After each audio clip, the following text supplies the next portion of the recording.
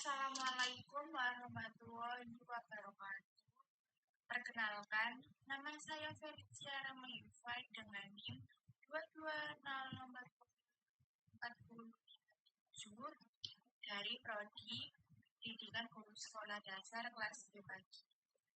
Di sini saya akan menjelaskan tentang modul ajar yang saya bikin bersama dengan kelompok saya. Modul ajarnya yaitu yang berjudul Bahasa Jawa Bab Mengenal Sastra dan Budaya. Di sini sudah terdapat identitas sekolah yaitu di UPT SDN 29 Gresik. Tahun pelajaran 2025-2026 jenjang sekolah dasar. Fase C kelas 5. Alokasi waktunya yaitu 2 JP, dalam arti 2 pertemuan.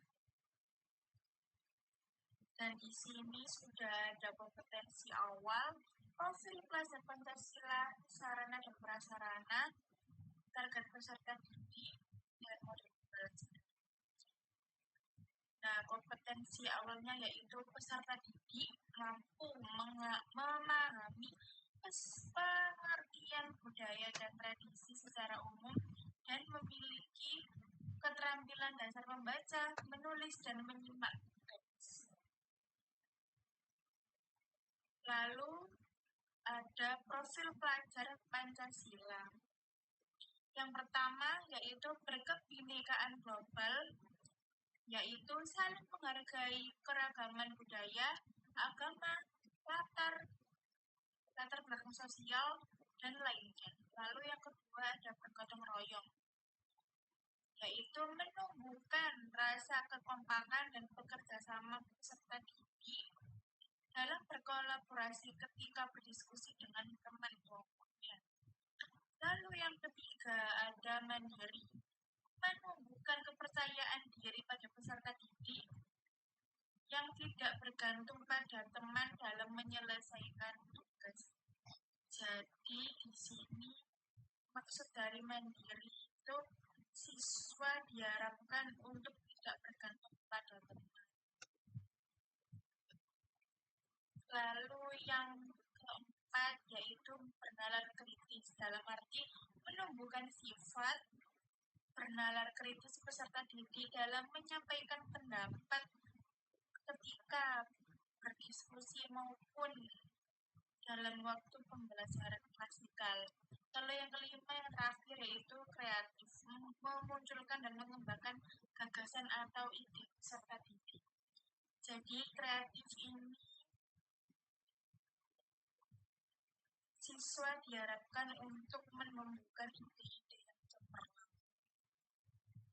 Lalu yaitu ada sarana dan prasarana. Yang pertama sarana. Yang pertama sarananya yaitu PPT, video pembelajaran, LKPD atau lembar kerja peserta didik. Lalu ada alat tulis, LCD proyektor, dan laptop. Lalu prasarananya yaitu ruang kelas. Target peserta didik yaitu reguler. Model pembelajaran yang dipakai yaitu project learning atau yang disebut dengan UJPL. Lalu ada selanjutnya ada komponen inti. Yang pertama ada tujuan pembelajaran.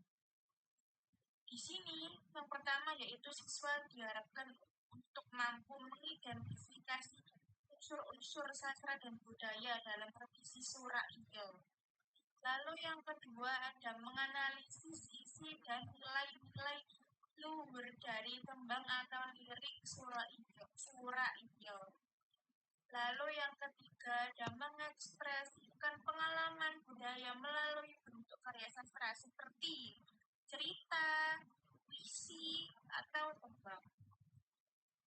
Lalu yang terakhir yaitu menunjukkan sikap bangga dan mencintai budaya lokal. Selanjutnya yaitu pemahaman bermakna. Pemahaman bermakna di sini ada 4. Yang pertama, peserta didik dapat mengidentifikasi unsur-unsur sastra dan budaya dalam tradisi Sura'iyo.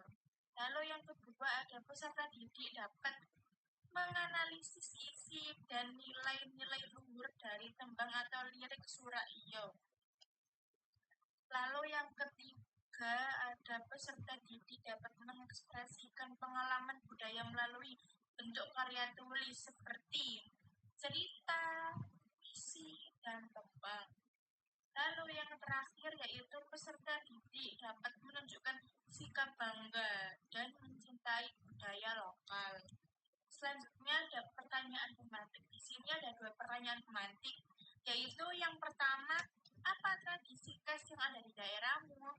Lalu selanjutnya, apa yang kamu ketahui tentang tradisi yang ada di sekitarmu? Selanjutnya ada kegiatan pembelajaran yang meliputi kegiatan awal, kegiatan inti, dan yang terakhir penutup.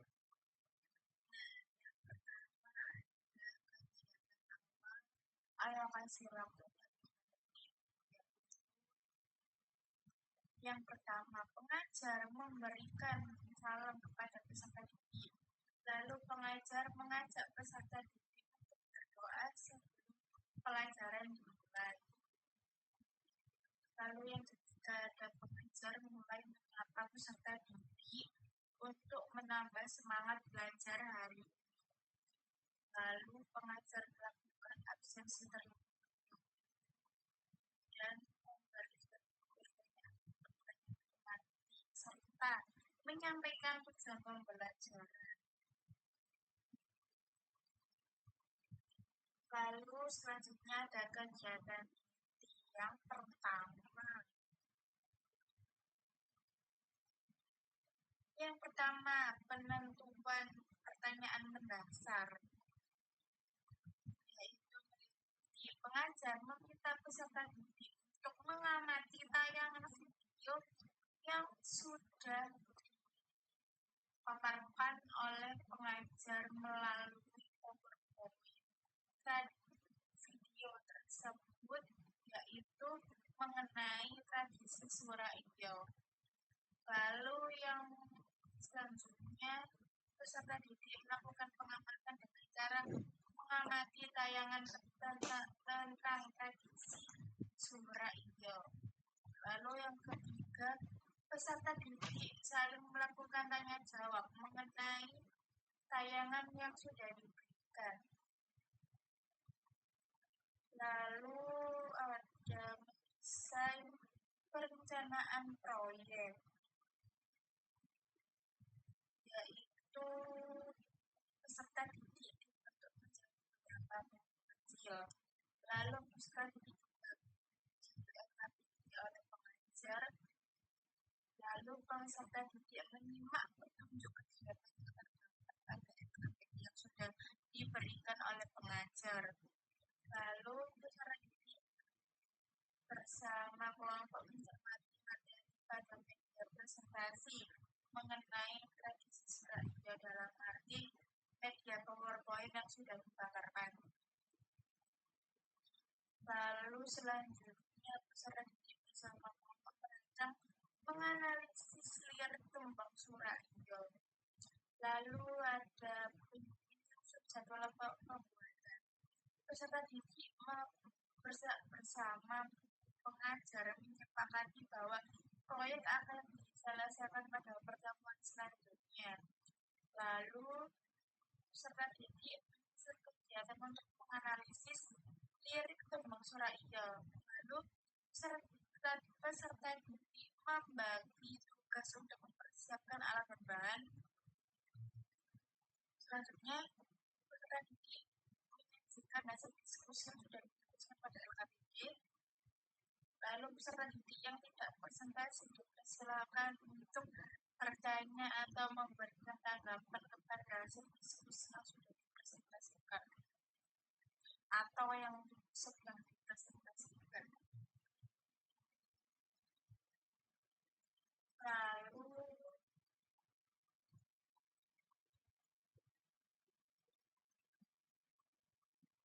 kegiatan tertutup. Ini adalah langkah terakhir. Yang pertama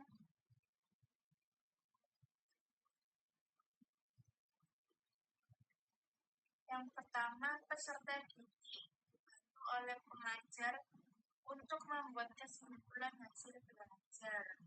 Lalu peserta didik mengerjakan soal evaluasi secara individu. Jadi dalam arti tugas ini buat dikerjakan secara kelompok, tapi dikerjakan secara mandiri. Lalu yang ketiga ada peserta didik bersama pengajar melaksanakan refleksi pembelajaran. Lalu yang keempat ada pengajar menginformasikan pembelajaran selanjutnya. Jadi misalnya pengajar hari Senin pengajar tentang tradisi Suraio. Lalu besoknya itu pengajar menginformasikan kepada peserta didik belajar apa besok atau materi apa besok. Kayak misalnya Senin belajar Suraio, tradisi Suraio. Lalu Selasanya belajar tentang tembang liter. Lalu yang selanjutnya yaitu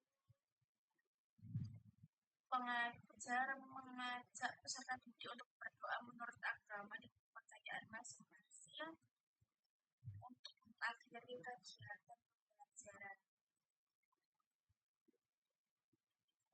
Nah, selanjutnya ada pengayaan dan remedial. Remedial diberikan kepada peserta didik dengan capaian kurang dari KKP atau yang membutuhkan dengan pembelajaran ulang atau sesuai dengan kebutuhan peserta didik. Lalu yang terakhir adalah peserta didik. Yang pertama yaitu apakah pembelajaran kali ini menyenangkan, lalu yang kedua kira-kira pelajaran materi kali ini agak susah. Lalu di sini terdapat lampiran LKPD yang harus dikerjakan oleh siswa. Lalu ada dan bahan bacaan dan peserta. Lalu yang terakhir ada glossary. Peserta didik, lembar kerja peserta didik sendiri.